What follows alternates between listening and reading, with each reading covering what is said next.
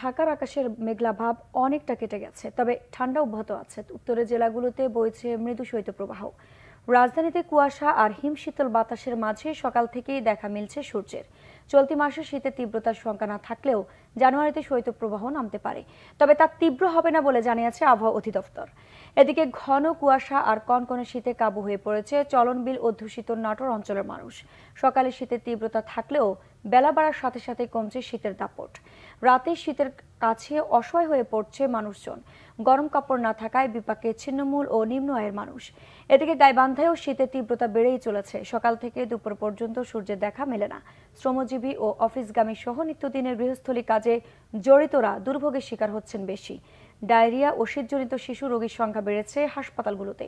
অন্যদিকে চুয়াডাঙ্গায় কমেনি শীতের তীব্রতা। ভোর থেকে ঘন কুয়াশায় ঢাকা রয়েছে চারপাশ। ঠান্ডা বাতাসে দিশেহারা হয়ে পড়ছে সাধারণ মানুষ।